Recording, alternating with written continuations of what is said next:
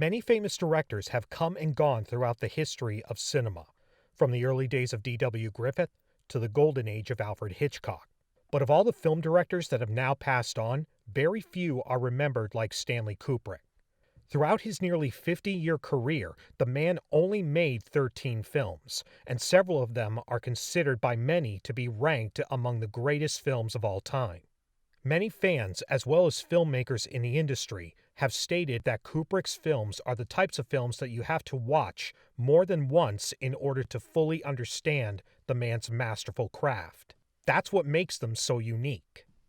Some people find films like 2001 and A Clockwork Orange fascinatingly masterful, while others can barely sit through them without becoming bored out of their minds or immensely disturbed. Stop it, please, I beg you! And I can relate to that myself, because I went through the same experience with 2001, but after a second viewing, I began to understand its appeal. So no matter what your feelings are about Kubrick as a filmmaker, good or bad, younger generations of film students continue to analyze his work to this day.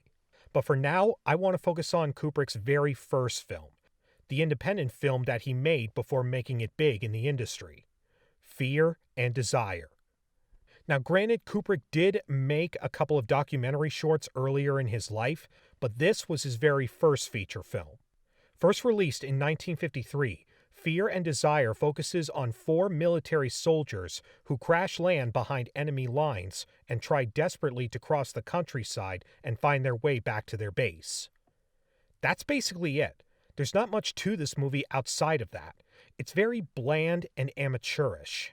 However, many people respect this film due to Kubrick's legacy. They see it as a source of inspiration for aspiring independent filmmakers. In the early 50s, Kubrick worked as a photographer for Look magazine. But after gaining experience from his documentary shorts, he felt confident that he was ready to make his first narrative feature. He ended up quitting his full-time job and threw himself completely into the film, gathering together a crew of 15 people with funding provided by friends and family. Many young filmmakers can relate to a situation like that. I had a certain amount of money, and I was still working.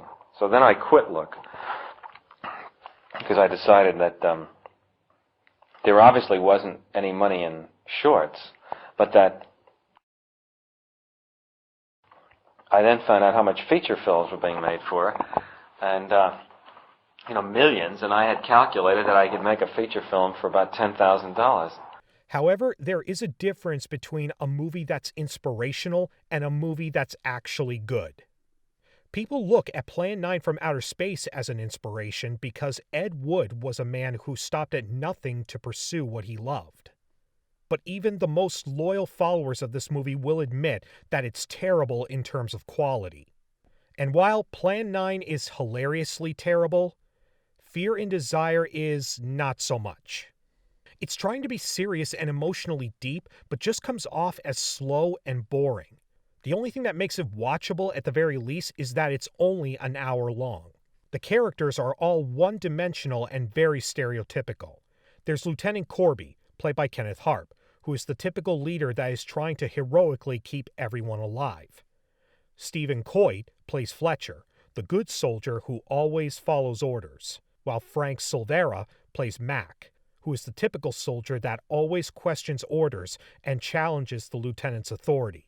And finally, there is Sidney, played by Paul Mazursky, the young, inexperienced soldier that still has a sense of innocence, and probably has the most awkward scene in the movie. Watch, I'll make you laugh. Look, I'm the general.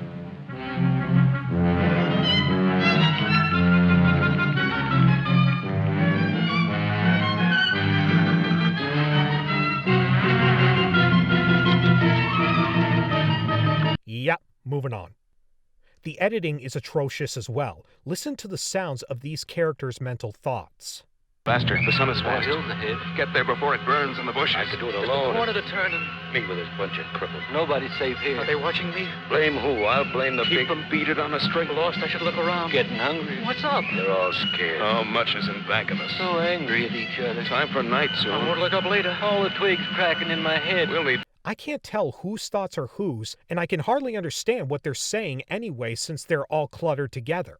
In fact, Kubrick was so embarrassed by this movie in his later life that he disowned it by calling it a child's drawing on a fridge.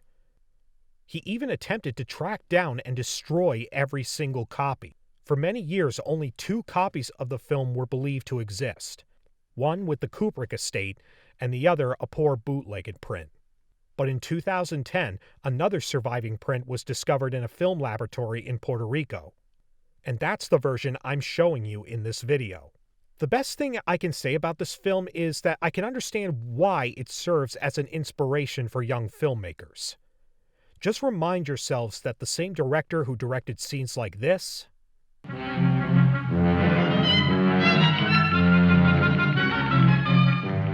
would later go on to direct scenes like this.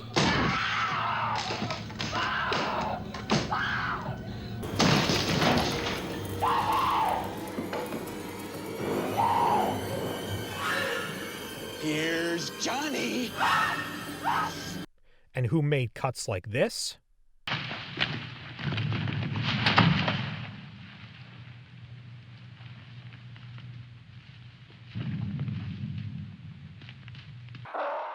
Would go on to direct the greatest single cut in cinema history.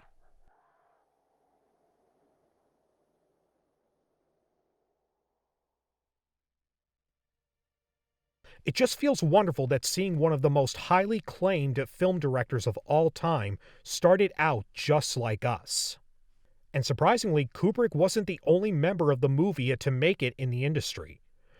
The script was written by Kubrick's former high school classmate, Howard Sackler, who would go on to win a Pulitzer Prize for writing The Great White Hope.